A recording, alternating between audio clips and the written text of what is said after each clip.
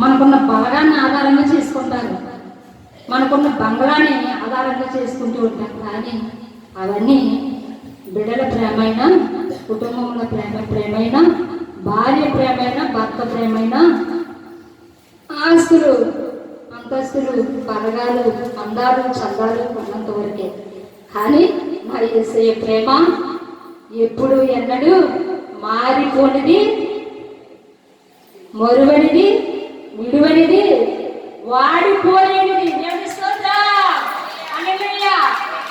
పూర్తిగా పూర్తిగా దేవా ఇవే నా ఆధారమని పూర్తిగా మన దేవుని కంటే ఎక్కువగా దేనిని మనం ప్రేమించకూడదండి. ఈ లోకంలో ఉండండి చెదారం అన్నీ నశించిపోయే, కానీ నశించిపోలేనిది దేవుని వాక్యం మాత్రమే. దేవుని స్తోత్రం. ఈ వాక్యాన్ని నువ్వు పట్టుకుంటే, ఈ వాక్యమును నువ్వు పట్టుకుని చదువుకొని నీ హృదయంలో భద్రపరుచుకుని ఈ వాక్య ప్రకారం నువ్వు నడుచుకుంటే నిన్ను దేవుడు ఉన్నత స్థలంలో నిలబెడతాడు. దేవుని స్తోత్రం. హల్లెలూయా. దేవుని వాక్యము సజీవము గలదై, బలము గలదై, రెండొంచుల ఖడ్గము అంటేదండి. మనం పట్టుకున్న కత్తికి, మరి మనకి కూడా మన ఇంట్లో కూరగాయలు కోసుకుంటాము, కత్తిపీటలు ఉంటాయి, కొడవలు ఉంటాయి, షాకులు ఉంటాయి. కానీ దానికి ఒకవైపే పొదులు ఉంటుంది. కానీ దేవుని వాక్యానికి అంటారు రెండు అంచులు కట్టుకోమంటారు, రెండు వైపుల పొదులు ఉంటారు. దేవుని స్తోత్రం. అటువంటి వాక్య కట్టడాన్ని పట్టుకుని మరి శత్రువు వచ్చినప్పుడు ఆ వాక్య కట్టడాన్ని చేత పట్టుకోమని ఎఫెసీ పత్రికలో దేవుడు చెప్తున్నాడండి. అంటే ఒకవైపే పొదులుంటే ఏమవుతుందంటే ఒకవైపే కొట్టుకుంటూ వెళ్ళిపోతూ ఉంటారు సైనికులు.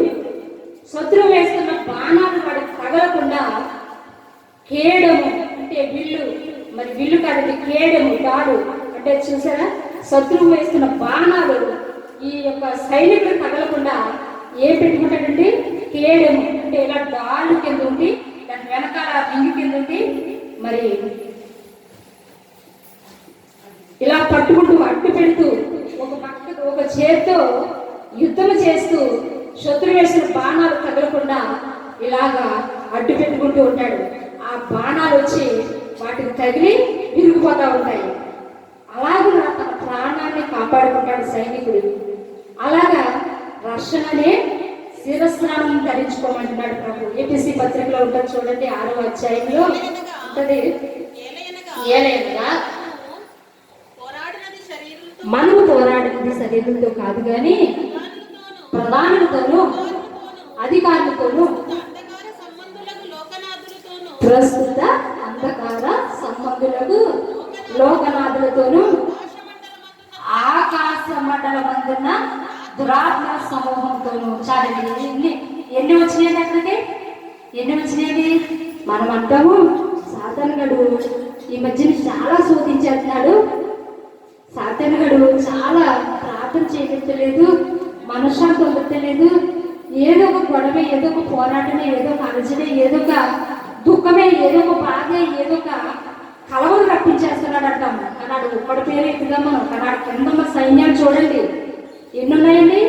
వాడు ఏర్పాటు చేసుకున్న సామ్రాజ్యంలో ఉన్న మనకి ప్రెసిడెంట్లు నెంబర్లు, వార్డు నెంబర్లు, అలాగే ఎమ్మెల్యేలు, ఎంపీలు ఎలా ఉన్నారో అంధకార లోకంలో కూడా మనకు కనిపించిన లోకంలో వాడు సామ్రాజ్యాన్ని ఏర్పాటు చేసుకున్నాడు. అందులో ఎన్ని వచ్చినాయి చూడండి.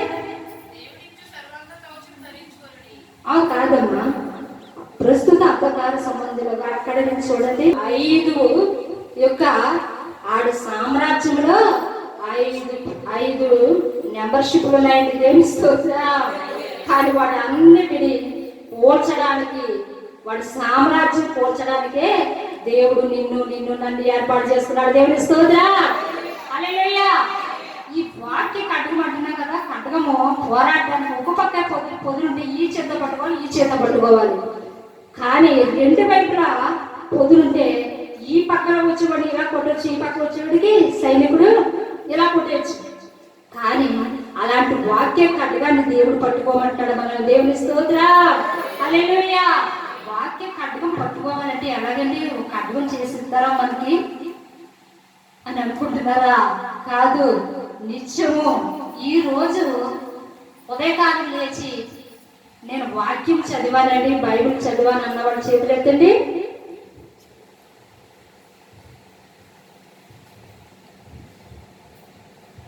అంటే చాలా బిజీ అండి.